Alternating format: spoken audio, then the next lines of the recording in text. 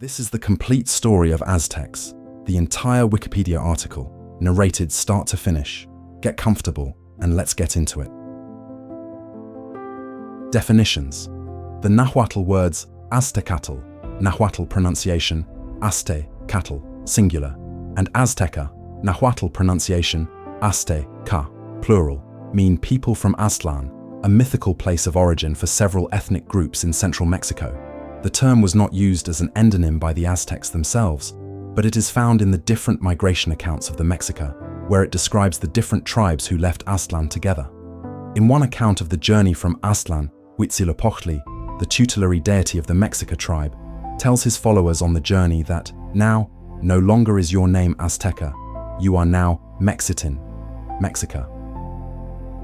In today's usage, the term Aztec often refers exclusively to the Mexica people of Tenochtitlan, now the location of Mexico City, situated on an island in Lake Texcoco, who referred to themselves as Mexica, Nahuatl pronunciation, Mi-Sica, a tribal designation that included the Tlatelolco, Tenochca, Nahuatl pronunciation, Tenochca, referring only to the Mexica of Tenochtitlan, excluding Tlatelolco, or Colhua, Nahuatl pronunciation, Co.Lwa, referring to their royal genealogy tying them to Culhuacan. Sometimes the term also includes the inhabitants of Tenochtitlan's two principal allied city-states, the Acolhuas of Texcoco and the Tepanecs of Tlacopan, who together with the Mexica formed the Triple Alliance, a state exerting control over the Valley of Mexico in a collective polity often known as the Aztec Empire. The usage of the term Aztec in describing the empire and its people has been criticized by Robert H. Barlow, who preferred the term Culhua Mexica in reference to the empire's people, and by Pedro Carrasco, who prefers the term Tenochca Empire in reference to their state. Carrasco writes about the term Aztec that it is of no use for understanding the ethnic complexity of ancient Mexico and for identifying the dominant element in the political entity we are studying. In other contexts, Aztec may refer to all the various city-states and their peoples, who shared large parts of their ethnic history and cultural traits with the Mexica, Acolhua, and Tepanecs, and who often also used the Nahuatl language as a lingua franca. An example is Jerome A. Offner's Law and Politics in Aztec Texcoco. In this meaning, it is possible to talk about an Aztec civilization, including all the particular cultural patterns common for most of the peoples inhabiting central Mexico in the late post-classic period. Such usage may also extend the term Aztec to all the groups in central Mexico that were incorporated culturally or politically into the sphere of dominance of the Aztec Empire. When used to describe ethnic groups, the term Aztec refers to several Nahuatl-speaking peoples of central Mexico in the post-classic period of Mesoamerican chronology, especially the Mexica, the ethnic group that had a leading role in establishing the hegemonic empire based at Tenochtitlan. The term extends to further ethnic groups associated with the Aztec Empire, such as the Acolhua, the Tepanec, and others that were incorporated into the empire. Charles Gibson enumerates many groups in central Mexico that he includes in his study, The Aztecs Under Spanish Rule, 1964. These include the Culhuaque, Cuauhtlatoque, Mixquica, Xochimilca, Chalca, Tepaneca, Acolhuaque, and Mexica. In older usage, the term was commonly used about modern Nahuatl-speaking ethnic groups, as Nahuatl was previously referred to as the Aztec language. In recent usage, these ethnic groups are referred to as the Nahua peoples. Linguistically, the term Aztecan is still used about the branch of the Uto-Aztecan languages, also sometimes called the Uto-Nahuan languages, that includes the Nahuatl language and its closest relatives, Pochutec and Pipil. To the Aztecs themselves, the word Aztec was not an endonym for any particular ethnic group. Rather, it was an umbrella term used to refer to several ethnic groups, not all of them Nahuatl-speaking, that claimed heritage from the mythic place of origin, Aztlan. Alexander von Humboldt originated the modern usage of Aztec in 1810 as a collective term applied to all the people linked by trade, custom, religion, and language to the Mexica state and the Triple Alliance. In 1843, with the publication of the work of William H. Prescott on the history of the conquest of Mexico, the term was adopted by most of the world, including 19th century Mexican scholars who saw it as a way to distinguish present-day Mexicans from pre-conquest Mexicans. This usage has been the subject of debate in more recent years. but the term Aztec is still more common. History. Sources of knowledge. Knowledge of Aztec society rests on several different sources. The many archaeological remains of everything from temple pyramids to thatched huts can be used to understand many of the aspects of what the Aztec world was like. However, archaeologists often must rely on knowledge from other sources to interpret the historical context of artifacts. There are many written texts by the indigenous people and Spaniards of the early colonial period that contain invaluable information about pre-colonial Aztec history. These texts provide insight into the political histories of various Aztec city-states and their ruling lineages. Such histories were produced as well in pictorial codices. Some of these manuscripts were entirely pictorial, often with glyphs. In the post-conquest era, many other texts were written in Latin script by either literate Aztecs or by Spanish friars who interviewed the native people about their customs and stories. An important pictorial and alphabetic text produced in the early 16th century was Codex Mendoza, named after the first viceroy of Mexico and perhaps commissioned by him to inform the Spanish crown about the political and economic structure of the Aztec Empire. It has information naming the polities that the Triple Alliance conquered, the types of taxes rendered to the Aztec Empire, and the class and gender structure of their society.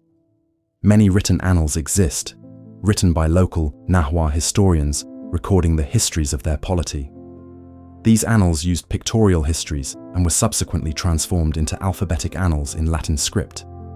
Well-known native chroniclers and annalists are Chimalpahin of Amecameca-Chalco, Fernando Alvarado Tezozomoc of Tenochtitlan, Alva Ixtlilxochitl of Texcoco, Juan Bautista Pomar of Texcoco, and Diego Muñoz Camargo of Tlaxcala. There are also many accounts by Spanish conquerors who participated in the Spanish invasion, such as Bernal Díaz del Castillo, who wrote a full history of the conquest. Spanish friars also produced documentation in chronicles and other types of accounts. Of key importance is Toribio de Benavente Motolinia, one of the first 12 Franciscans arriving in Mexico in 1524. Another Franciscan of great importance was Fray Juan de Torquemada, author of Monarchia Indiana. Dominican Diego Duran also wrote extensively about pre-Hispanic religion, as well as the history of the Mexica, an invaluable source of information about many aspects of Aztec religious thought, political and social structure, as well as the history of the Spanish conquest from the Mexica viewpoint, is the Florentine Codex. Produced between 1545 and 1576 in the form of an ethnographic encyclopedia written bilingually in Spanish and Nahuatl by Franciscan friar Bernardino de Sahagún and indigenous informants and scribes, it contains knowledge about many aspects of pre-colonial society, from religion, calendrics, botany, zoology, trades and crafts, and history.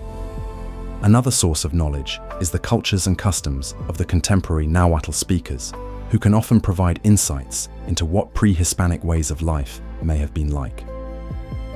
Scholarly study of Aztec civilization is most often based on scientific and multidisciplinary methodologies, combining archaeological knowledge with ethnohistorical and ethnographic information.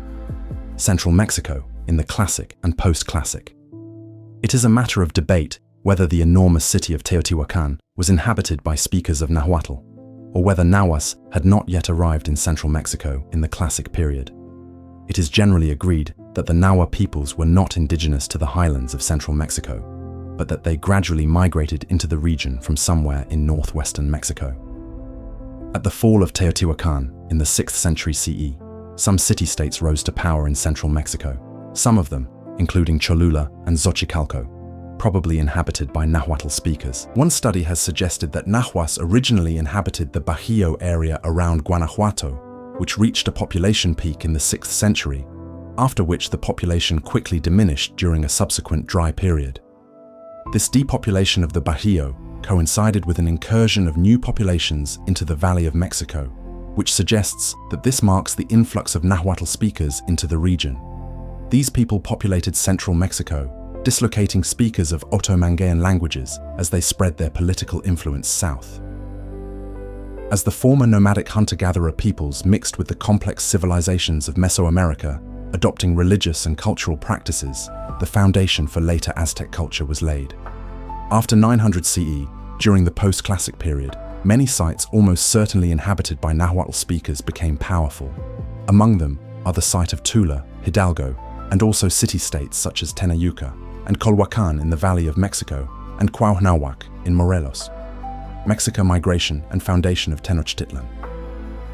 In the ethno-historical sources from the colonial period, the Mexica themselves describe their arrival in the Valley of Mexico. The ethnonym Aztec, Nahuatl-Azteca, means people from Aztlan, Aztlan being a mythical place of origin toward the north. Hence the term applied to all those peoples who claim to carry the heritage from this mythical place. The migration stories of the Mexica tribe tell how they traveled with other tribes, including the Tlaxcalteca, Tepanec, and Acolhua, but that eventually their tribal deity, Huitzilopochtli, told them to split from the other Aztec tribes and take on the name Mexica. At the time of their arrival, there were many Aztec city-states in the region. The most powerful were Culhuacan to the south and Azcapotzalco to the west. The Tepanecs of Azcapotzalco soon expelled the Mexica from Chapultepec and executed the first Aztec royal family, except Queen Chimalxochitl II. In 1299, Culhuacan ruler Cocoxtli permitted them to settle in the empty barrens of Tizapan, where they were eventually assimilated into Culhuacan culture.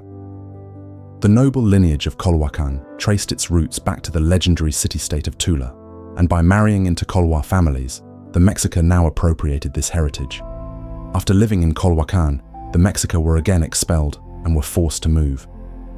According to Aztec legend, in 1323, the Mexica were shown a vision of an eagle perched on a prickly pear cactus, eating a snake. The vision indicated where they were to build their settlement.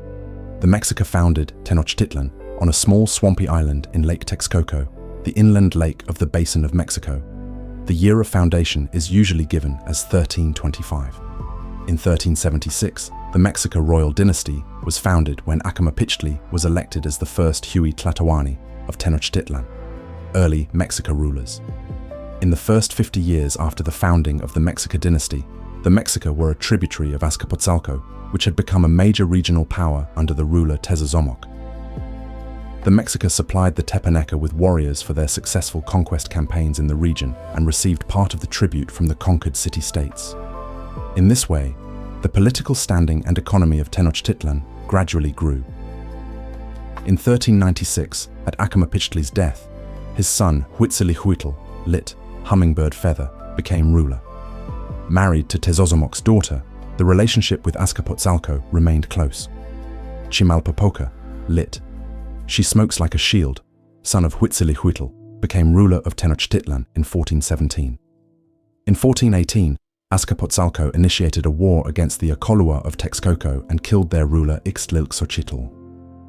Even though Ixtlilxochitl was married to Chimalpopoca's daughter, the Mexica ruler continued to support Tezozomoc. Tezozomoc died in 1426, and his sons began a struggle for the rulership of Azcapotzalco.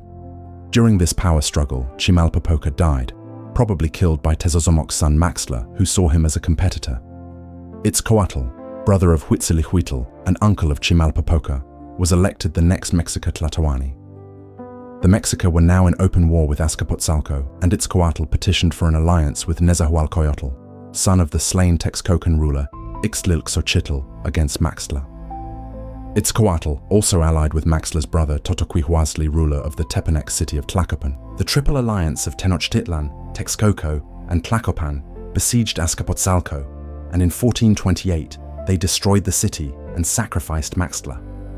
Through this victory, Tenochtitlan became the dominant city-state in the Valley of Mexico, and the alliance between the three city-states provided the basis on which the Aztec Empire was built. Itzcoatl proceeded by securing a power basis for Tenochtitlan by conquering the city-states on the southern lake, including Culhuacan, Xochimilco, Cuitláhuac, and Mixquic. These states had an economy based on highly productive Chinampa agriculture, cultivating human-made extensions of rich soil in the shallow lake Xochimilco. Itzcoatl then undertook further conquests in the valley of Morelos, subjecting the city-state of Cuauhnahuac, today Cuernavaca. Early rulers of the Aztec Empire, Moctezuma Efra Ilhuicamina. In 1440, Moctezuma Ilhuicamina, lit He Frowns Like a Lord, He Shoots the Sky, was elected Tlatoani. He was the son of Huitzilopochtli, brother of Chimalpopoca, and had served as the war leader of his uncle Itzcoatl in the war against the Tepanecs. The accession of a new ruler in the dominant city-state was often an occasion for subjected cities to rebel by refusing to pay taxes. This meant that new rulers began their rule with a coronation campaign, often against rebellious provinces, but also sometimes demonstrating their military might by making new conquests. Moctezuma tested the attitudes of the cities around the valley by requesting laborers for the enlargement of the great temple of Tenochtitlan. Only the city of Chalco refused to provide laborers, and hostilities between Chalco and Tenochtitlan would persist until the 1450s. Moctezuma then reconquered the cities in the valley of Morelos and Guerrero, and then later undertook new conquests in the Huaxtec region of northern Veracruz and the Mixtec region of Cuauhtlatoaca and large parts of Oaxaca, and later again in central and southern Veracruz with conquests at Cozamalopan, Ahuilizapan, and Cuauhtlaxtlan. During this period, the city-states of Tlaxcalan, Cholula, and Huexotzinco emerged as major competitors to the imperial expansion, and they supplied warriors to several of the cities conquered. Moctezuma therefore initiated a state of low-intensity warfare against these three cities, staging minor skirmishes called Flower Wars, Nahuatl, Xochiaoyotl, against them, perhaps as a strategy of exhaustion. In the valley of Oaxaca, which was invaded by Moctezuma's forces in the 1450s, the Aztec Empire would oppress the Mixtec and Zapotec peoples, who they would also require to pay tributes. Moctezuma I also consolidated the political structure of the Triple Alliance and the internal political organization of Tenochtitlan. His brother Tlacaelel served as his main advisor, Nahuatl languages, Cihuacoatl, and he is considered responsible for the major political reforms in this period, consolidating the power of the noble class, Nahuatl languages, Pipiltin, and instituting a set of legal codes and the practice of reinstating conquered rulers in their cities bound by fealty to the Mexico-Tenochtitlan, Axayacatl and Tizoc. In 1469, the next ruler was Axayacatl, lit. Watermask, son of Itzcoatl's son Tezozomoc and Moctezuma III's daughter Atotosli II. He undertook a successful coronation campaign far south of Tenochtitlan against the Zapotecs in the Isthmus of Tehuantepec. Axayacatl also conquered the independent Mexico city of Tlatelolco, located on the northern part of the island where Tenochtitlan was also located. The Tlatelolco ruler Moquihuix was married to Axayacatl's sister, and his alleged mistreatment of her was used as an excuse to incorporate Tlatelolco and its important market directly under the control of the Tlatoani of Tenochtitlan. Axayacatl then conquered areas in central Guerrero, the Puebla Valley, on the Gulf Coast, and against the Otomi and Matlatzinca in the Toluca Valley. The Toluca Valley was a buffer zone against the powerful Tarascan state in Michoacán, against which Axayacatl turned next. In the major campaign against the Tarascans, Nahuatl languages Michoacque, in 1478-1479, the Aztec forces were repelled by a well-organized defense. Axayacatl was soundly defeated in a battle at Tlaximaloyan, today Tajimaroa, losing most of his 32,000 men and only barely escaping back to Tenochtitlan with the remnants of his army. In 1481, at Axayacatl's death, his older brother Tizoc was elected ruler. Tizoc's coronation campaign against the Otomi of Metztitlan failed as he lost the major battle and only managed to secure 40 prisoners to be sacrificed for his coronation ceremony. Having shown weakness, many cities rebelled, and consequently, most of Tizoc's short reign was spent attempting to quell rebellions and maintain control of areas conquered by his predecessors. Tizoc died suddenly in 1485, and it has been suggested that he was poisoned by his brother and war leader Ahuitzotl, who became the next Tlatoani. Tizoc is mostly known as the namesake of the Stone of Tizoc, a monumental sculpture, Nahuatl Temalacatl, decorated with a representation of Tizoc's conquests. Ahuitzotl. The next ruler was Ahuitzotl, lit. Water Monster, brother of Axayacatl and Tizoc, and war leader under Tizoc. His successful coronation campaign suppressed rebellions in the Toluca Valley and conquered Jilotepec and several communities in the northern valley of Mexico. A second 1521 campaign to the Gulf Coast was also highly successful. He began an enlargement of the great temple of Tenochtitlan, inaugurating the new temple in 1487. For the inauguration ceremony, the Mexica invited the rulers of all their subject cities, who participated as spectators in the ceremony, in which an unprecedented number of war captives were sacrificed. some sources giving a figure of 80,400 prisoners sacrificed over 4 days. Probably the actual figure of sacrifices was much smaller, but still numbering several thousand. There have never been found enough skulls in the capital to satisfy even the most conservative figures. Acolhua also constructed monumental architecture in sites such as Calixtlahuaca, Malinalco, and Tepoztlan. After a rebellion in the towns of Alahuistlan and Ostoticpac in northern Guerrero, he ordered the entire population executed and repopulated with people from the Valley of Mexico. He also constructed a fortified garrison at Oztuma, defending the border against the Tarascan state. Final Aztec rulers and the Spanish conquest. Moctezuma Xocoyotzin is known to world history as the Aztec ruler when the Spanish invaders and their indigenous allies began their conquest of the empire in a 2-year-long campaign, 1519-1521. His early rule did not hint at his future fame. He succeeded in the rulership after the death of Acolhua. Moctezuma Xocoyotzin, lit. He frowns like a lord, the youngest child who is dead as he had lived in life but not death, was a son of Axayacatl and a war leader. He began his rule in standard fashion, conducting a coronation campaign to demonstrate his skills as a leader. He attacked the fortified city of Napalan in Oaxaca and subjected the adjacent region to the empire. An effective warrior, Moctezuma maintained the pace of conquest set by his predecessor and subjected large areas in Guerrero, Oaxaca, Puebla, and even far south along the Pacific and Gulf coasts, conquering the province of Xoconochco in Chiapas. He also intensified the flower wars waged against Tlaxcala and Huexotzinco and secured an alliance with Cholula. He also consolidated the class structure of Aztec society by making it harder for commoners, Nahuatl languages, Macahualtan, to accede to the privileged class of the Pipiltin through merit in combat. He also instituted a strict sumptuary code, limiting the types of luxury goods that could be consumed by commoners.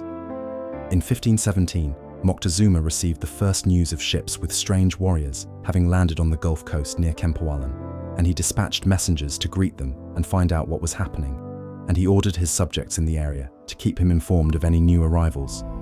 In 1519, he was informed of the arrival of the Spanish fleet of Hernán Cortés, who soon marched toward Tlaxcala, where he allied with the traditional enemies of the Aztecs.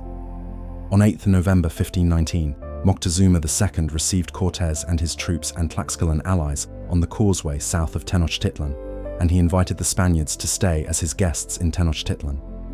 When Aztec troops destroyed a Spanish camp on the Gulf Coast, Cortés ordered Moctezuma to execute the commanders responsible for the attack, and Moctezuma complied. At this point, the power balance had shifted toward the Spaniards, who now held Moctezuma as a prisoner in his palace. As this shift in power became clear to Moctezuma's subjects, the Spaniards became increasingly unwelcome in the capital city, and, in June 1520, hostilities broke out, culminating in the massacre in the Great Temple and a major uprising of the Mexica against the Spanish. During the fighting, Moctezuma was killed, either by the Spaniards who killed him as they fled the city, or by the Mexica themselves, who considered him a traitor. Cuauhtlatoque, a kinsman and advisor to Moctezuma, succeeded him as Tlatoani, mounting the defense of Tenochtitlan against the Spanish invaders and their indigenous allies. He ruled for only 80 days, perhaps dying in a smallpox epidemic, although early sources do not give the cause. He was succeeded by Cuauhtémoc, the last independent Mexico-Tenochtitlan, who continued the fierce defense of Tenochtitlan. The Aztecs were weakened by disease, and the Spanish enlisted tens of thousands of Indian allies, especially Tlaxcalans, for the assault on Tenochtitlan. After the siege and destruction of the Aztec capital, Cuauhtémoc was captured on 13 August 1521, marking the beginning of Spanish hegemony in central Mexico. Spaniards held Cuauhtémoc captive until he was tortured and executed on the orders of Cortés, supposedly for treason, during an ill-fated expedition to Honduras in 1525. His death marked the end of a tumultuous era in Aztec political history. After the fall of the Aztec Empire, entire Nahua communities were subject to forced labor under the encomienda system. The Aztec education system was abolished and replaced by a very limited church education, and Aztec religious practices were forcibly replaced with Catholicism. The Cuauhtlatoque and Aztec polity post-conquest, 1521-1565. Cuauhtémoc and the deterritorialization of the Tlatoc. Following the Spanish and their indigenous allies' victory over the Triple Alliance, its Tlatelolco, Cuauhtlatoque, captured on 13th August 1521, was not immediately deposed of his titular throne while in captivity. Rather, the Spanish maintained his nominal but not actual authority while they established a foothold in the Valley of Mexico and understanding thereof. This dynamic also was to avoid ceding control over the valley to their allies, who neighbored and detested the former Triple Alliance for its historic bellicosity towards them and their peoples. According to Spanish legend only, he requested, upon his and his nobles' surrender, for Hernán Cortés to execute him by knife, striking him dead immediately, which Cortés supposedly refused, declaring that a Spaniard knows how to respect valor even in an enemy, and praising Cuauhtlatoque for having defended his capital like a brave warrior. The account continues that Cortés accepted Cuauhtlatoque's request to leave the Mexica unharmed. Cortés later recanted his obligations upon seeing that the war bounty collected from the conquest did not meet his expectations, and proceeded to torture Cuauhtlatoque by forcing him to walk over hot coals, out of the belief that he had attempted to hide more valuables. These valuables would not be recovered to the extent desired by Cortés. Cuauhtlatoque was forcefully converted to Catholicism, baptized under the new name Fernando Cuauhtlatoatzin, relieved of his sovereignty, keeping only the title of Tlatoani, and kept under house arrest until his execution, an event for which there exist numerous contradicting contemporary perspectives, testimonies, and reasonings. There are, however, no Mexica sources describing these events, possibly due to the mass destruction of indigenous texts during conquest. Cuauhtlatoque was the last Tlatoani with full sovereign authority, as well as the last Tlatoc whose title came through to him through dynastic lineage until the throne's dynastic restoration in 1538. Cuauhtlahtoāni, 1525-1536. In the period immediately succeeding Cuauhtlatoque's deposition, successors were directly installed by the Spanish to facilitate easier control of their new colony. This practice was employed by the Spanish in numerous areas throughout the early stages of conquest. This was to navigate the inherent difficulty in administer a foreign government in an incompletely understood land, whose people at the time were still recovering from war and plagued by European-introduced disease. Additionally, a puppet government served as an attempt to create an image of legitimacy towards the indigenous Mesoamericans. These installed Tlatoani were known as Cuauhtlahtoāni, meaning the one who speaks like eagle in Nahuatl, and as appointments did not undergo the traditional Mexica investiture ceremony pursued with normal Tlatoani. This invalidated the Cuauhtlahtoāni's authority and right to rule in the eyes of their subjects. The Cuauhtlahtoāni were not a novel concept, but had precedent, as the term was used pre-conquest to describe an interim, non-dynastic regent with Tlahtloque-like authority. Generally, Cuauhtlahtoāni would be appointed by Tlatoani to administer recently conquered lands, such as the Altepetl of Tlatelolco, following the 1473 defeat of its last Tlatoani, Moquihuix, by the Triple Alliance. Tlatelolco was governed by Cuauhtlatoque until the death of its Cuauhtzin in 1520. The term Cuauhtlatoāni is also sometimes used in early 16th century codices to describe the mythic first leaders of the Mexica during their migration from Aztlan. In the context of the Spanish conquest, the indigenous population's general view of the Cuauhtlatoāni as illegitimate was initially of benefit and preference to Hernán Cortés and the Spanish, who saw it as a way of ensuring their appointees would not be seen as a source of allegiance separate from the Spanish crown. Despite their illegitimacy, Mexica codices composed after their reigns would describe Cuauhtlatoāni as if they were Tlatoani, but differ considerably on perceptions of legitimacy, with some vocally ascribing illegitimacy to their reigns and others remaining silent on the matter entirely, implying continuity with their predecessors. There were 3 Cuauhtlatoāni of Tenochtitlan before the restoration of dynastically derived rulership to the Altepetl in 1565. These were Tlacotzin, reigned less than a year sometime between 1525 and 1526, who died before even reaching Tenochtitlan. Motelchutzin, 1525, 1526, 1530, 1531, a Mexica commoner and officer for Hernán Cortés, and Xochiquentzin, 1532, 1536, a Mexica commoner who had previously served as Calpixqui, a minor administrative palatine officer. Restoration of dynastic rulership, 1538, 1565. 1538 saw the dynastic rulership restored to the throne of Tenochtitlan, still in a dynamic of vassalage to the authority expressed by the conquistadors in the name of the Spanish crown. The reasoning behind this choice is not certain, but it was probably made by the Spanish viceroy of New Spain from 1535 to 1550, Antonio de Mendoza, in pursuit of a more authoritative appearance of legitimacy in regards to Spanish rule over the Mexica. The restoration entailed a revalidation of the role of Mexican nobility in the selection of a Tlatelolco, where a candidate they elected would be forwarded to the Spanish authority for confirmation and installation. This helped forward an air of authority and responsibility in the eye of the Mexica towards the Spanish and the new Tlatoani. This period saw 4 Tlatoani, with 1 Cuauhtlatoque acting to serve in only a transitional role between Tlatoani. These were Juanitzin, 1538-1541, grandnephew to Moctezuma II, who was popular amongst the Nahua and was bilingual in Spanish and Nahuatl, followed by Tehuetzcuitzin, 1541-1554, who was de facto succeeded by the magistrate of Tenochtitlan, Omacatzin, a commoner from Xochimilco, whose authority only served a temporary and transitional buffer between Tehuetzcuitzin and his de jure successor, Tzechetzin, 1557-1562. The reason for this interregnum and its significant length is, to date, unknown. Tzechetzin was succeeded by Sipak, 1563-1565, whose reign saw numerous conflicts between him and the Spanish authorities in regards to jurisprudence and taxation, the stress of which would lead to his early death, as well as the Spanish decision to continue with direct administration over the remnants of the Triple Alliance through the creation of Spanish-appointed governorships. These governorships would, at least initially, be held by indigenous or mestizo administrators, none of which, however, were dynastically contiguous with the Tlatelolco. Social and political organization, nobles and commoners. The highest class was the pipiltin, or nobility.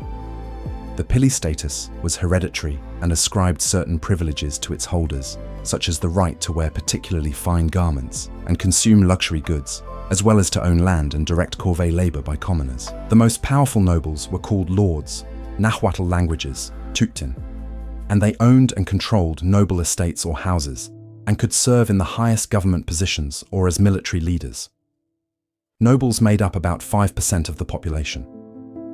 The second class was the Macehualtan, originally peasants, but later extended to the lower working classes in general. Eduardo Noguera estimates that in later stages, only 20% of the population was dedicated to agriculture and food production. The other 80% of society were warriors, artisans, and traders. Eventually, most of the Macehuales were dedicated to arts and crafts. Their works were an important source of income for the city. Macehualtan could become enslaved. Nahuatl languages, Tlacotin, for example, if they had to sell themselves into the service of a noble due to debt or poverty, but enslavement was not an inherited status among the Aztecs. Some Macehualtan were landless and worked directly for a lord, Nahuatl languages, Mayeque, whereas the majority of commoners were organized into calpollis, which gave them access to land and property. Commoners were able to obtain privileges similar to those of the nobles by demonstrating prowess in warfare. When a warrior took a captive, he accrued the right to use certain emblems, weapons, or garments, and as he took more captives, his rank and prestige increased. Family and gender. The Aztec family pattern was bilateral, counting relatives on the father's and mother's side of the family equally, and inheritance was also passed both to sons and daughters. This meant that women could own property just as men, and that women therefore had a good deal of economic freedom from their spouses. Nevertheless, Aztec society was highly gendered with separate gender roles for men and women. Men were expected to work outside of the house as farmers, traders, craftsmen, and warriors, whereas women were expected to take responsibility for the domestic sphere. Women could, however, also work outside of the home as small-scale merchants, doctors, priests, and midwives. Warfare was highly valued and a source of high prestige, but women's work was metaphorically conceived of as equivalent to warfare and as equally important in maintaining the equilibrium of the world and pleasing the gods. This situation has led some scholars to describe Aztec gender ideology as an ideology not of a gender hierarchy, but of gender complementarity, with gender roles being separate but equal. Among the nobles, marriage alliances were often used as a political strategy, with lesser nobles marrying daughters from more prestigious lineages whose status was then inherited by their children. Nobles were also often polygamous, with lords having many wives. Polygamy was not very common among the commoners, and some sources describe it as being prohibited. Altepetl and calpolli. The main unit of Aztec political organization was the city-state, in Nahuatl called the Altepetl, meaning water mountain. Each Altepetl was led by a ruler, a Tlatoani, with authority over a group of nobles and a population of commoners. The Altepetl included a capital that served as a religious center, the hub of distribution and organization of a local population that often lived spread out in minor settlements surrounding the capital. Altepetl was also the main source of ethnic identity for the inhabitants, even though Altepetl was frequently composed of groups speaking different languages. Each Altepetl would see itself as standing in political contrast to other Altepetl polities, and war was waged between Altepetl states. In this way, Nahuatl-speaking Aztecs of one Altepetl would be solidary with speakers of other languages belonging to the same Altepetl, but enemies of Nahuatl speakers belonging to other competing Altepetl states. In the basin of Mexico, Altepetl was composed of subdivisions called calpolli, which served as the main organizational unit for commoners. In Tlaxcala and the Puebla Valley, the Altepetl was organized into Tecali units headed by a lord, Nahuatl languages, Tecutli, who would hold sway over a territory and distribute rights to land among the commoners. A calpolli was at once a territorial unit where commoners organized labor and land use, since the land was not private property, and also often a kinship unit as a network of families that were related through intermarriage. Calpolli leaders might be or become members of the nobility, in which case they could represent their calpolli interests in the Altepetl government. In the Valley of Morelos, archaeologist Michael E. Smith estimates that a typical Altepetl had from 10,000 to 15,000 inhabitants and covered an area between 70 and 100 square kilometers, 27 and 39 square miles. In the Morelos Valley, Altepetl sizes were somewhat smaller. Smith argues that the Altepetl was primarily a political unit, made up of the population with allegiance to a lord, rather than as a territorial unit. He makes this distinction because in some areas, minor settlements with different Altepetl allegiances were interspersed. Triple Alliance and Aztec Empire. The Aztec Empire was ruled by indirect means. Like most European empires, it was ethnically very diverse, but unlike most European empires, it was more of a hegemonic confederacy than a single system of government. Ethnohistorian Ross Hassig has argued that the Aztec Empire is best understood as an informal or hegemonic empire because it did not exert supreme authority over the conquered lands. It merely expected taxes to be paid and exerted force only to the degree it was necessary to ensure the payment of taxes.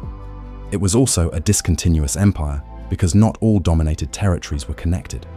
For example, the southern peripheral zones of Xoconoxco were not in direct contact with the center. The hegemonic nature of the Aztec Empire can be seen in the fact that generally local rulers were restored to their positions once their city-state was conquered, and the Aztecs did not generally interfere in local affairs as long as the tax payments were made and the local elites participated willingly. Such compliance was secured by establishing and maintaining a network of elites, related through intermarriage and different forms of exchange. Nevertheless, the expansion of the empire was accomplished through military control of frontier zones, in strategic provinces where a much more direct approach to conquest and control was taken. Such strategic provinces were often exempt from taxation. The Aztecs even invested in those areas by maintaining a permanent military presence, installing puppet rulers, or even moving entire populations from the center to maintain a loyal base of support. In this way, the Aztec system of government distinguished between different strategies of control in the outer regions of the empire, far from the core in the Valley of Mexico. Some provinces were treated as subject provinces, which provided the basis for economic stability for the empire, and strategic provinces, which were the basis for further expansion. Although the form of government is often referred to as an empire, most areas within the empire were organized as city-states, known as Altepetl in Nahuatl. These were small polities ruled by a hereditary leader, Tlatoani, from a legitimate noble dynasty. The early Aztec period was a time of growth and competition among Altepetl.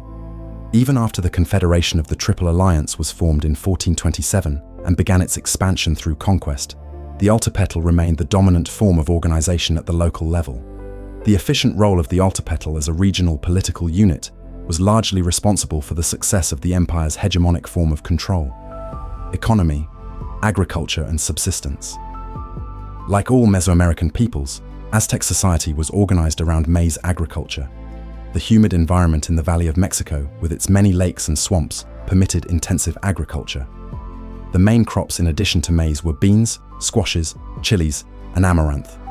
Particularly important for agricultural production in the valley was the construction of chinampas on the lake, artificial islands that allowed the conversion of the shallow waters into highly fertile gardens that could be cultivated year-round.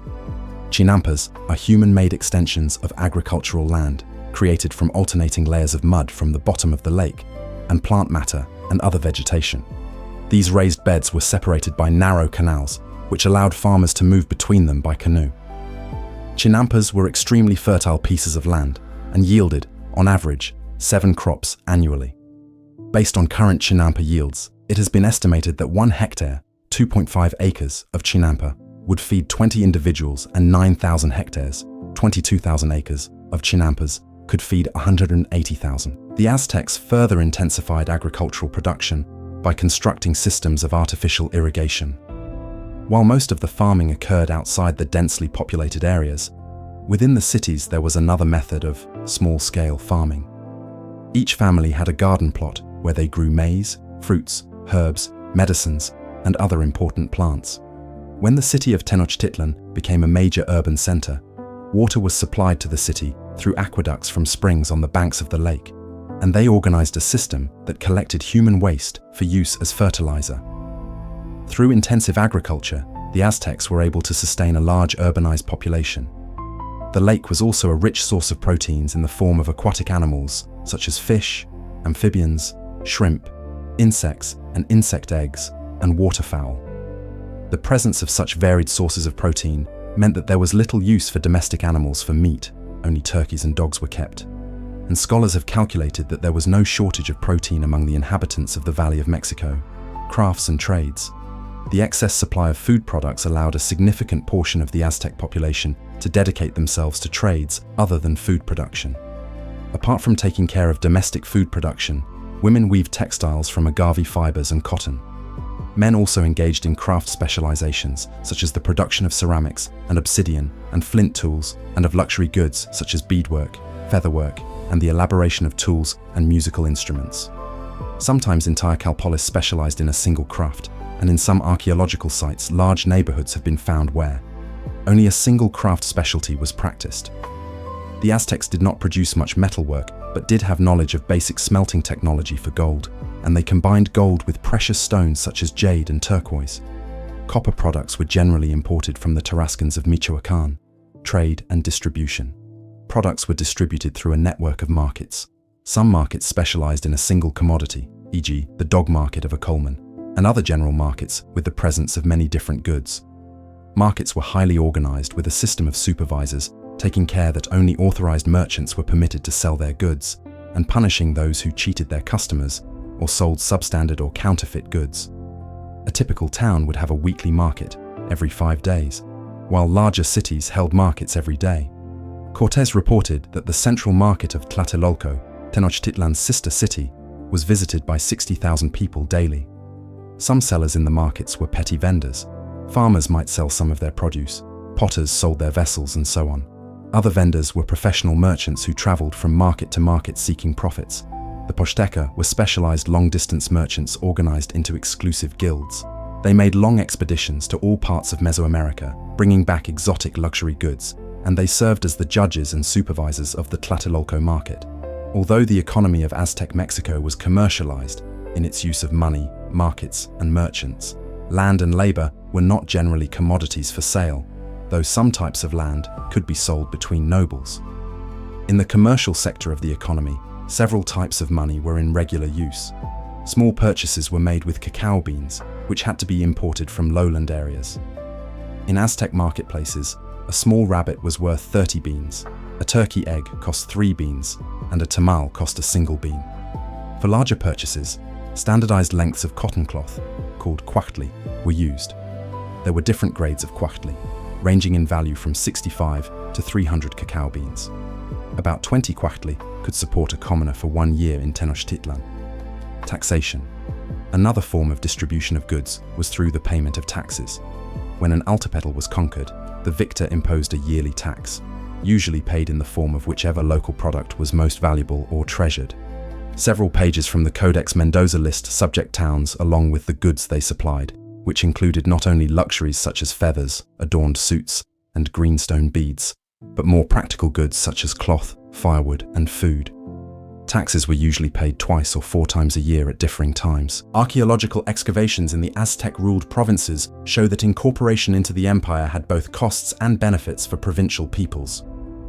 On the positive side, the empire promoted commerce and trade, and exotic goods from obsidian to bronze managed to reach the houses of both commoners and nobles. Trade partners also included the enemy Purepecha, also known as Tarascans, a source of bronze tools and jewelry. On the negative side, imperial taxes imposed a burden on commoner households who had to increase their work to pay their share of taxes. Nobles, on the other hand, often made out well under the imperial rule because of the indirect nature of imperial organization. The empire had to rely on local kings and nobles and offered them privileges for their help in maintaining order and keeping the tax revenue flowing. Urbanism. Aztec society combined a relatively simple agrarian rural tradition with the development of a truly urbanized society with a complex system of institutions, specializations, and hierarchies. The urban tradition in Mesoamerica was developed during the Classic period with major urban centers such as Teotihuacan with a population well above 100,000. And, at the time of the rise of the Aztecs, the urban tradition was ingrained in Mesoamerican society, with urban centers serving major religious, political, and economic functions for the entire population. Mexico-Tenochtitlan. The capital city of the Aztec Empire was Tenochtitlan, now the site of modern-day Mexico City. Built on a series of islets in Lake Texcoco, the city plan was based on a symmetrical layout that was divided into 4 city sections called campan, directions. Tenochtitlan was built according to a fixed plan and centered on the ritual precinct, where the Great Pyramid of Tenochtitlan rose 50 meters, 160 feet, above the city. Houses were made of wood and loam, and roofs were made of reed, although pyramids, temples, and palaces were generally made of stone. The city was interlaced with canals, which were useful for transportation. Anthropologist Eduardo Noguera estimated the population at 200,000 based on the house count and merging the population of Tlatelolco, once an independent city, but later became a suburb of Tenochtitlan. If one includes the surrounding islets and shores surrounding Lake Texcoco, estimates range from 300,000 to 700,000 inhabitants. Michael E. Smith gives a somewhat smaller figure of 212,500 inhabitants of Tenochtitlan, based on an area of 1,350 hectares, 3,300 acres, and a population density of 157 inhabitants per hectare, 60 acre. The second largest city in the Valley of Mexico in the Aztec period was Texcoco, with some 25,000 inhabitants dispersed over 450 hectares, 1,100 acres. The center of Tenochtitlan was the Sacred Precinct, a walled-off square area that housed the Great Temple, temples for other deities, the Ball Court, the Calmacac, a school for nobles, a skull-racked Tzompantli, displaying the skulls of sacrificial victims, houses of the warrior orders, and a merchant's palace. Around the Sacred Precinct were the royal palaces built by the Tlatoanis, the Great Temple. The centerpiece of Tenochtitlan was the Templo Mayor, the Great Temple, a large stepped pyramid with a double staircase leading up to 2 twin shrines, one dedicated to Tlaloc, the other to Huitzilopochtli. This was where most of the human sacrifices were carried out during the ritual festivals, and the bodies of sacrificial victims were thrown down the stairs. The temple was enlarged in several stages, and most of the Aztec rulers made a point of adding a further stage, each with a new dedication and inauguration. The temple has been excavated in the center of Mexico City, and the rich dedicatory offerings are displayed in the Museum of the Templo Mayor. Archaeologist Eduardo Matos Moctezuma, in his essay Symbolism of the Templo Mayor, posits that the orientation of the temple is indicative of the totality of the vision the Mexica had of the universe, cosmovision. He states that the principal center, or navel, where the horizontal and vertical planes intersect, that is, the point from which the heavenly or upper plane and the plane of the underworld begin and the four directions of the universe originate, is the Templo Mayor of Tenochtitlan. Matos Moctezuma supports his supposition by claiming that the temple acts as an embodiment of a living myth where all sacred power is concentrated and where all the levels intersect. Other major city-states. Other major Aztec cities were some of the previous city-state centers around the lake, including Tenayuca, Azcapotzalco, Texcoco, Colhuacan, Tlacopan, Chapultepec, Coyoacán, Xochimilco, and Chalco. In the Puebla Valley, Cholula was the largest city with the largest pyramid temple in Mesoamerica, while the Confederacy of Tlaxcala consisted of 4 smaller cities. In Morelos, Cuauhtlatoque was a major city of the Nahuatl-speaking Tlahuica tribe, and Tolocan in the Toluca Valley was the capital of the Matlatzinca tribe, which included Nahuatl speakers, as well as speakers of Otomi and the language today called Matlatzinca. Most Aztec cities had a similar layout with a central plaza with a major pyramid with 2 staircases and a double temple oriented toward the west. Religion. Nahua's metaphysics centers around Teotl, a single, dynamic, vivifying, eternally self-generating and self-regenerating sacred power, energy or force. This is conceptualized in a kind of monistic pantheism as manifest in the supreme god Ometeotl, as well as a large pantheon of lesser gods and idealizations of natural phenomena such as stars and fire. Priests and educated upper classes held more monistic views, while the popular religion of the uneducated tended to embrace the polytheistic and mythological aspects.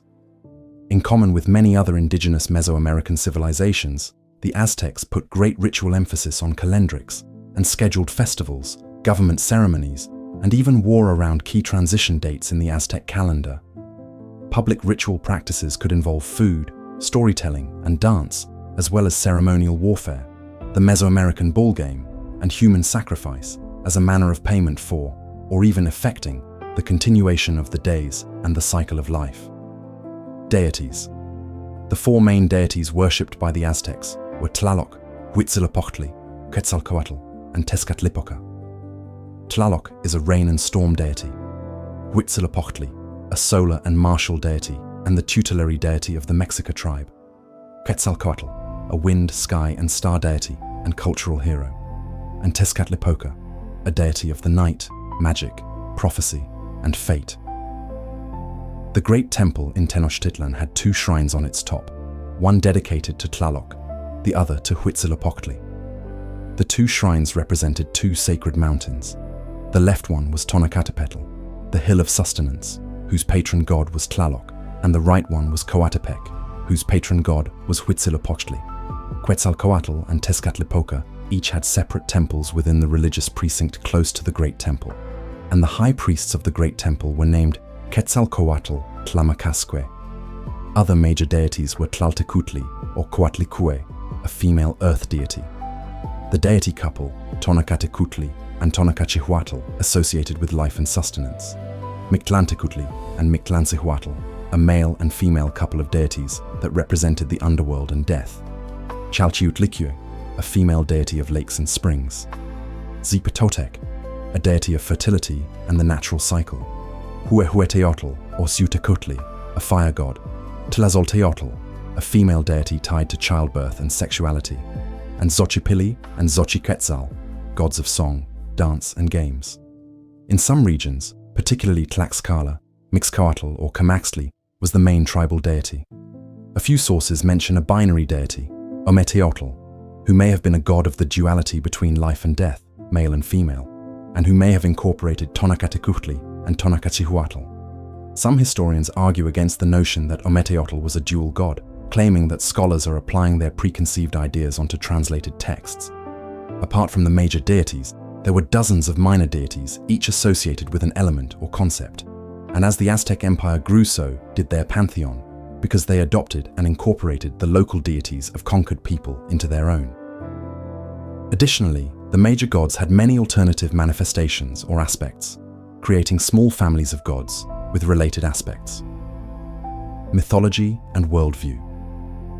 Aztec mythology is known from many sources written down in the colonial period. One set of myths, called Legend of the Suns, describes the creation of 4 successive suns, or periods, each ruled by a different deity and inhabited by a different group of beings. Each period ends in a cataclysmic destruction that sets the stage for the next period to begin. In this process, the deities Tezcatlipoca and Quetzalcoatl appear as adversaries, each destroying the creations of the other. The current sun, the 5th, was created when a minor deity sacrificed himself on a bonfire and turned into the sun. But the sun only begins to move once the other deities sacrifice themselves and offer it their life force. In another myth of how the earth was created, Tezcatlipoca and Quetzalcoatl appear as allies, defeating a giant crocodile Tzipactli and requiring her to become the earth, allowing humans to carve into her flesh and plant their seeds, on the condition that in return they will offer blood to her. In the story of the creation of humanity, Quetzalcoatl travels with his twin Xolotl to the underworld and brings back bones which are then ground like corn on a metate. By the goddess Cuauhtlatoāni, the resulting dough is given human form and comes to life when Quetzalcoatl imbues it with his blood. Huitzilopochtli is the deity tied to the Mexica tribe, and he figures in the story of the origin and migrations of the tribe. On their journey, Huitzilopochtli, in the form of a deity bundle carried by the Mexica priest, continuously spurs the tribe by pushing them into conflict with their neighbors whenever they are settled in a place. In another myth, Huitzilopochtli defeats and dismembers his sister, the lunar deity Cuauhtlahtoāni, and her 400 brothers at the hill of Altepetl. The southern side of the Great Temple, also called Altepetl, was a representation of this myth, and at the foot of the stairs lay a large stone monolith carved with a representation of the dismembered goddess. Calendar. Aztec religious life was organized around the calendars. Like most Mesoamerican people, the Aztecs used 2 calendars simultaneously: a ritual calendar of 260 days called the Tonalpohualli, and a solar calendar of 365 days called the Cuauhtlahtoāni. Each day had a name and number in both calendars, and the combination of 2 dates was unique within 52 years. The Tonalpohualli was mostly used for divinatory purposes, and it consisted of 20-day signs and number coefficients of 1 to 13 that cycled in a fixed order. The Cuauhtlahtoāni was made up of 18 months of 20 days, and with a remainder of 5 void days at the end of a cycle before the new Cuauhtlahtoāni cycle began. Each 20-day month was named after the specific ritual festival that began the month, many of which contained a relation to the agricultural cycle. Whether and how the Aztec calendar was corrected for leap year is a matter of discussion among specialists. The monthly rituals involved the entire population, as rituals were performed in each household, in the calpolli temples, and the main sacred precinct. Many festivals involved different forms of dancing, as well as the reenactment of mythical narratives by deity impersonators and the offering of sacrifice in the form of food, animals, and human victims. Every 52 years, the 2 calendars reached their shared starting point and a new calendar cycle began. This calendar event was celebrated with a ritual known as Xuchmolpilli, or the New Fire Ceremony. In this ceremony, old pottery was broken in all homes and all fires in the Aztec realm were put out. Then a new fire was drilled over the breast of a sacrificial victim, and runners brought the new fire to the different calpolli communities, where fire was redistributed to each home. The night without fire was associated with the fear that star demons, Tzitzimime, might descend and devour the earth, ending the 5th period of the sun, human sacrifice and cannibalism. To the Aztecs, death was instrumental in the perpetuation of creation, and gods and humans alike had the responsibility of sacrificing themselves to allow life to continue. As described in the myth of creation above, humans were understood to be responsible for the sun's continued revival, as well as for paying the earth for its continued fertility. Blood sacrifice in various forms was conducted. Both humans and animals were sacrificed, depending on the god to be placated and the ceremony being conducted, and priests of some gods were sometimes required to provide their blood through self-mutilation. It is known that some rituals included acts of cannibalism, with the captor and his family consuming part of the flesh of their sacrificed captives, but it is not known how widespread this practice was. While human sacrifice was practiced throughout Mesoamerica, the Aztecs, according to their accounts, brought this practice to an unprecedented level. For example, for the reconsecration of the Great Pyramid of Tenochtitlan in 1487, Aztec and Spanish sources later said that 80,400 prisoners were sacrificed over 4 days, reportedly by Cuauhtlatoque, the great speaker himself. This number, however, is considered by many scholars as wildly exaggerated. Other estimates place the number of human sacrifices at between 1,000 and 20,000 annually. The scale of Aztec human sacrifice has provoked many scholars to consider what may have been the driving factor behind this aspect of Aztec religion.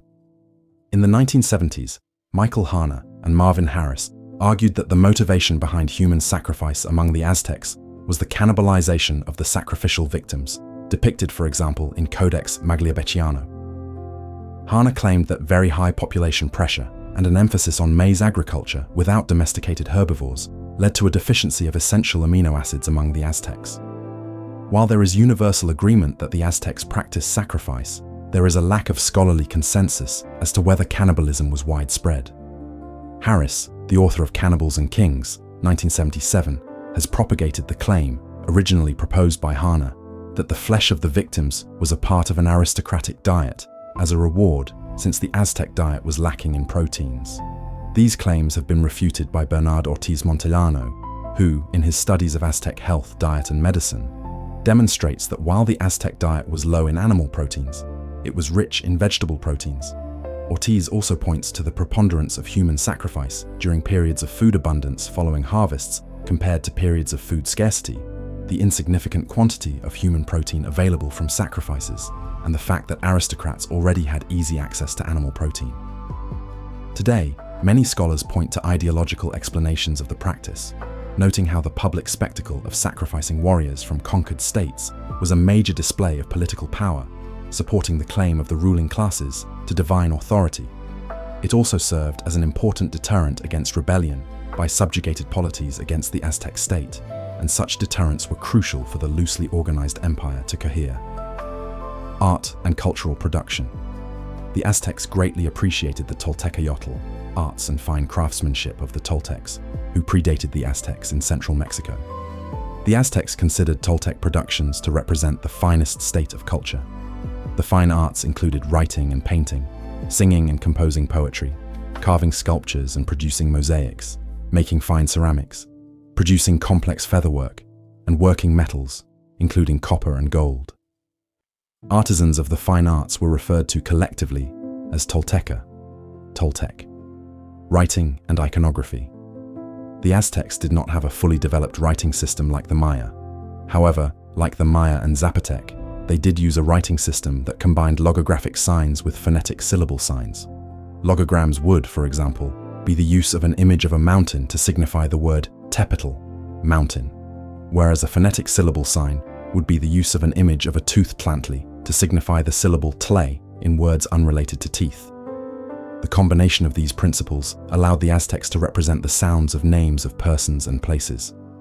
Narratives tended to be represented through sequences of images, using various iconographic conventions, such as footprints to show paths, temples on fire to show conquest events, etc. Epigrapher Alfonso Lacadena has demonstrated that the different syllable signs used by the Aztecs almost enabled the representation of all the most frequent syllables of the Nahuatl language, with some notable exceptions.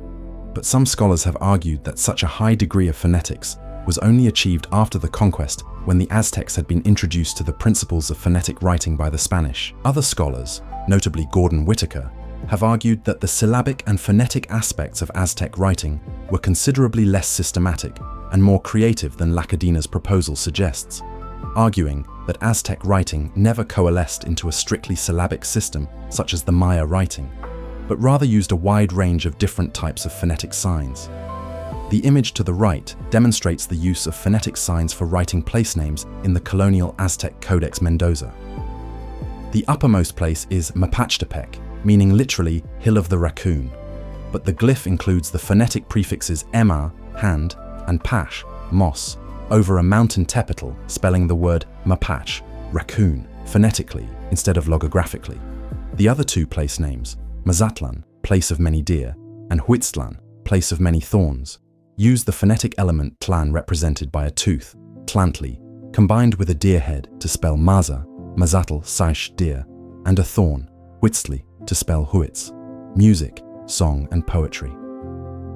Song and poetry were highly regarded. There were presentations and poetry contests at most of the Aztec festivals. There were also dramatic presentations that included players, musicians, and acrobats. There were several different genres of Cuauhtl, song. Cuauhtl was devoted to war and the god Ez of war, Teocuauhtl to the gods, and creation myths and adoration of said figures, Xochicuauhtl to flowers, a symbol of poetry itself and indicative of the highly metaphorical nature of poetry that often used duality to convey multiple layers of meaning. Prose was Tlahtolli, also with its different categories and divisions.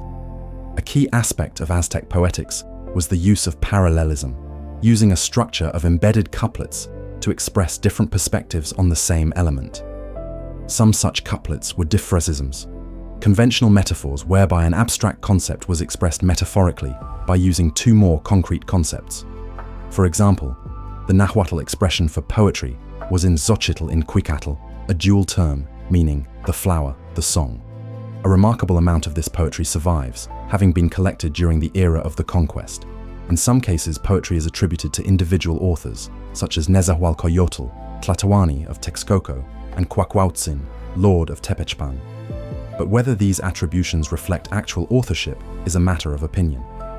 An important collection of such poems is Romances de los Señores de la Nueva España, collected, Texcoco, 1582, probably by Juan Bautista de Pomar and the Cantares Mexicanos. Both men and women were poets in Aztec society, illustrating pre-Hispanic Mexico's gender parallelism in upper-class society. One famous female poet is Macuilxochitlán, whose work primarily focused on the Aztec conquest, ceramics. The Aztecs produced ceramics of different types. Common are orange wares, which are orange or buff burnished ceramics with no slip. Red wares are ceramics with a reddish slip. Polychrome ware is ceramics with a white or orange slip, with painted designs in orange, red, brown, and/or black. Very common is black on orange ware, which is orange ware decorated with painted designs in black. Aztec black on orange ceramics are chronologically classified into 4 phases. Aztec Y and II corresponding to C, 1100–1350, early Aztec period. Aztec III, C, 1350–1520, and the last phase, Aztec IV, was the early colonial period. Aztec I is characterized by floral designs and day name glyphs. Aztec II is characterized by a stylized grass design above calligraphic designs such as S-curves or loops. Aztec III is characterized by very simple line designs. Aztec IV continues some pre-Columbian designs, but adds European-influenced floral designs. There were local variations on each of these styles, and archaeologists continue to refine the ceramic sequence. Typical vessels for everyday use were clay griddles for cooking, kamali, bowls and plates for eating, caxitl, pots for cooking, comitl, molcajets or mortar-type vessels with slashed bases for grinding chili, molcaxitl, and different kinds of braziers, tripod dishes, and biconical goblets. Vessels were fired in simple updraft kilns, or even in open firing in pit kilns at low temperatures. Polychrome ceramics were imported from the Cholula region, also known as Mixteca Puebla style, and these wares were highly prized as a luxury ware, whereas the local black on orange styles were also for everyday use.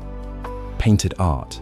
Aztec painted art was produced on animal skin, mostly deer, on cotton lienzos, and amate paper made from bark, e.g. from Trema micrantha or Ficus aurea. It was also produced on ceramics and carved in wood and stone. The surface of the material was often first treated with gesso to make the images stand out more clearly. The art of painting and writing was known in Nahuatl by the metaphor in tlapali, meaning the black ink, the red pigment. There are few extant Aztec painted books. Of these, none are conclusively confirmed to have been created before the conquest, but several codices must have been painted either right before the conquest or very soon after, before traditions for producing them were much disturbed. Even if some codices may have been produced after the conquest, there is good reason to think that they may have been copied from pre-Columbian originals by scribes.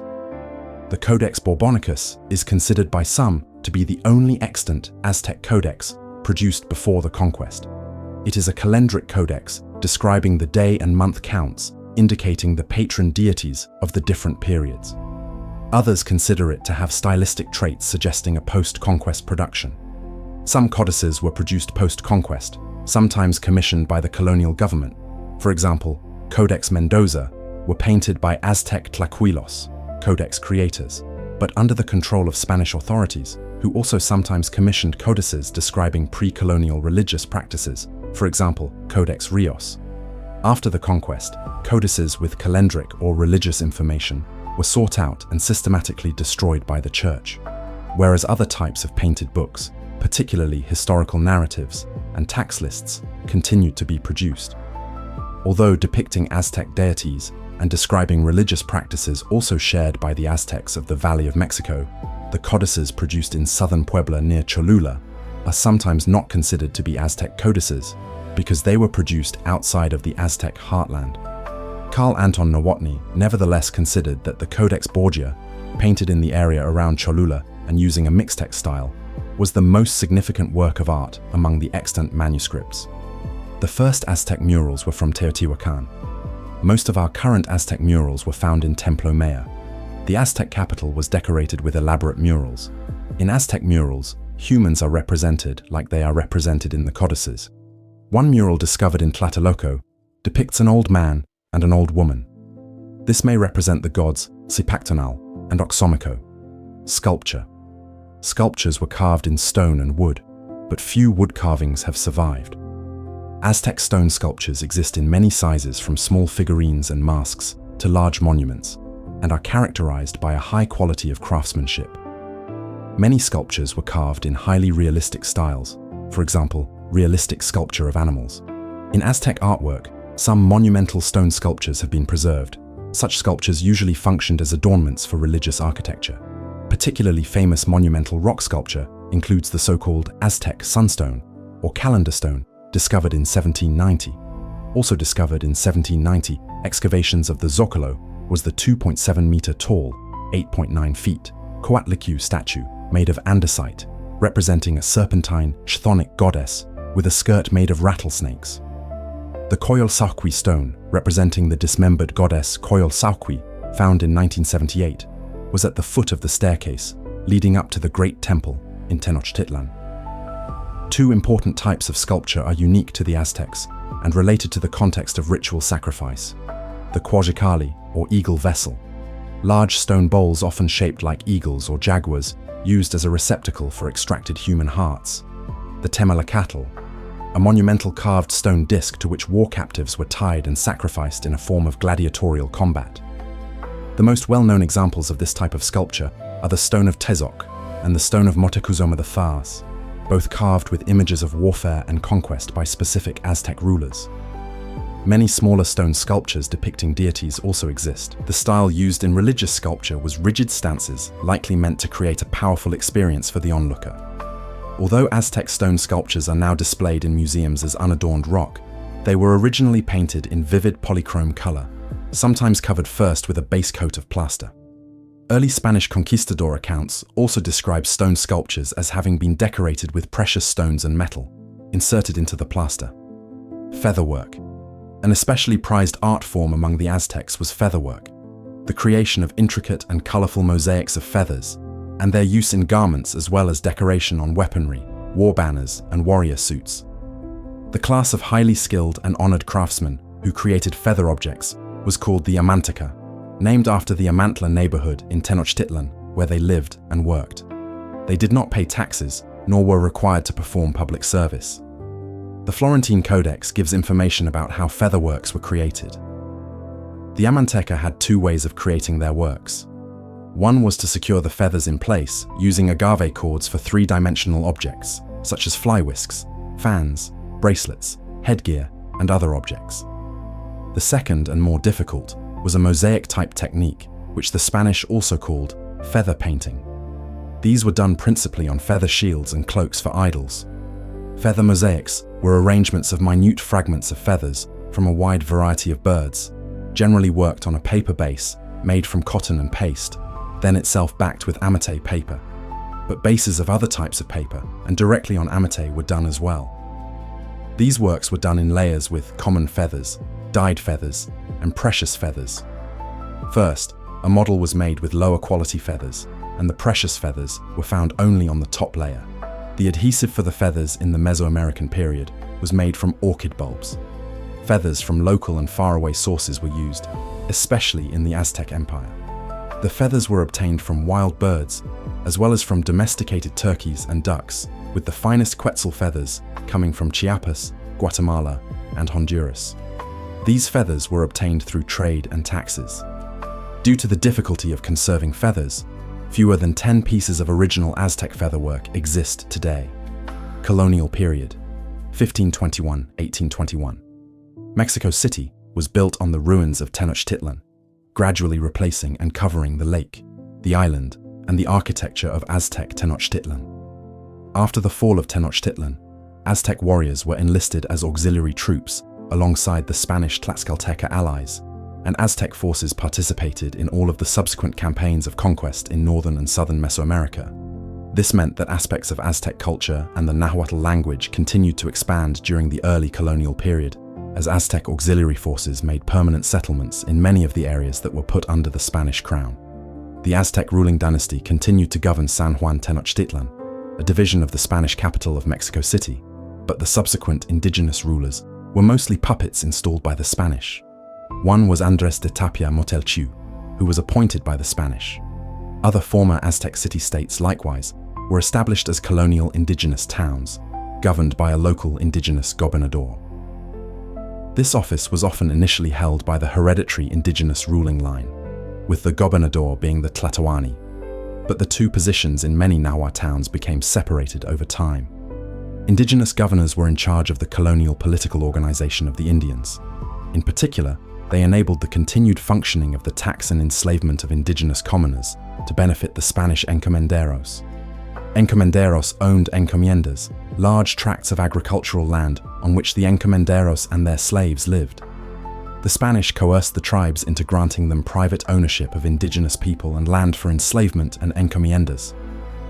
Occasionally, an indigenous individual benefited from this system and grew into substantial wealth and power come the colonial period. Population decline. After the arrival of the Europeans in Mexico and the conquest, indigenous populations declined significantly. This was largely the result of the epidemics of viruses brought to the continent, against which the natives had no immunity. In 1520–1521, an outbreak of smallpox swept through the population of Tenochtitlan and was decisive in the fall of the city.